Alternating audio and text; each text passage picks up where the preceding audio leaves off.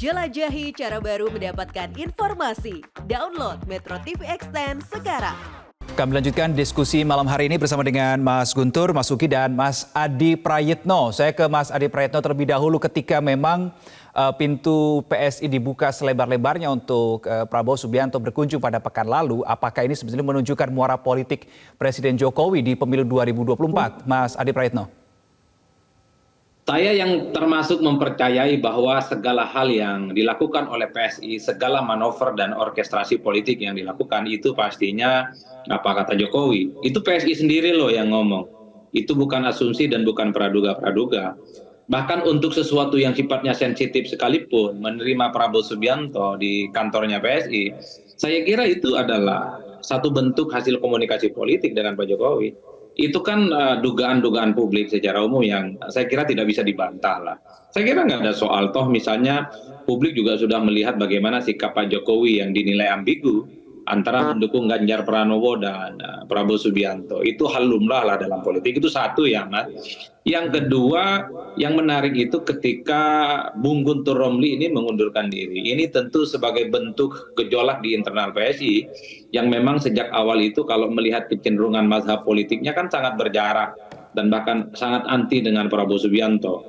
Ketimbang PDIP ataupun partai-partai pendukung Jokowi lainnya, PSI ini kan partai politik yang paling konsisten, paling keras, paling agresif sejak 2014 yang lalu menyerang Prabowo Subianto.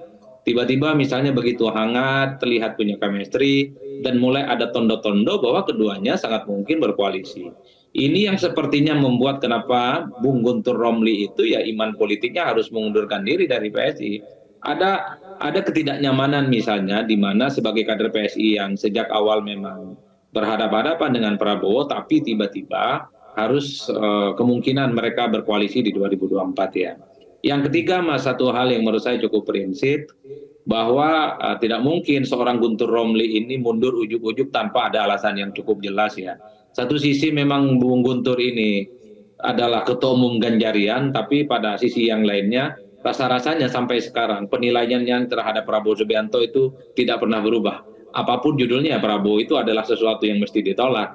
Nah, hal-hal yang seperti ini yang sepertinya ingin ditonjolkan oleh Guntur Romli karena memang sebagai PSI sejati dalam tanda kutip, ya Guntur tidak mau berdamai dengan siapapun yang dinilai punya persoalan-persoalan ideologis yang berbeda secara diametral dengan PSI. Tiga variabel ini yang menurut saya kenapa kemudian membuat Bung Guntur Romli harus pisah jalan dengan partai politik yang sempat menjadi bernaung gitu ya, dan sempat menjadi di mana Bung Guntur Romli mengaksentuasikan semua kepentingan politik di dalamnya.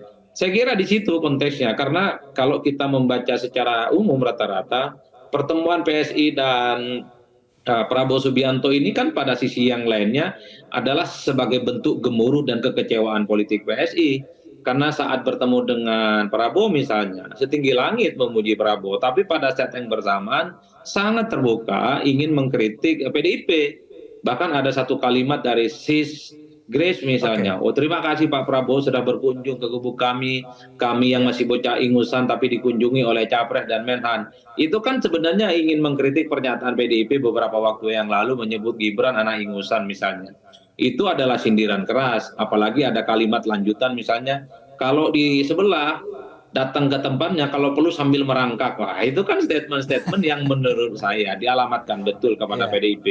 Ini yang kemudian membuat keriuhan. Kenapa pertemuan PSI dan Prabowo itu menjadi ramai, dikaitkan dengan Jokowi, dikaitkan dengan bentuk kemarahan dan kekecewaan PSI terhadap PDIP karena mesra dengan Prabowo, tapi pada saat yang bersamaan nyerang terbuka apa yang sudah dilakukan oleh teman-teman PDIP. Ini yang saya kira memang kita tinggal tunggu Mas, apakah betul bahwa yang disampaikan oleh Bung Uki, pertemuan Prabowo dan PSI itu hanya sebatas pertemuan politik biasa demi persatuan dan kesatuan bangsa. Tapi kalau kita melihat kecenderungan publik, nggak ada yang percaya itu, Bung Uki. Ini tentu hakul yakin ada kemungkinan bahwa kedua partai ini akan berkoalisi. Nggak apa-apa berkoalisi, toh politik kita itu memang sangat gampang berganti musim. Hari ini kawan, besok jadi lawan, kemarin lawan, bisa hari ini bisa jadi kawan, kemarin dimaki-maki, hari ini dipuji-puji. Itu hal lumrah dalam politik kita, karena memang secara prinsip politik kita itu tidak punya ideologi, tidak punya iman. Kalau PSI memang cocok dengan Prabowo, ya segera saja deklarasikan. Toh rasa-rasanya Bung Uki, kemudian ada Sis, Grace di situ dan fungsionaris PSI rasa-rasanya menyanggup begitu gegap gempitanya Pak Prabowo ketika datang mengunjungi mereka.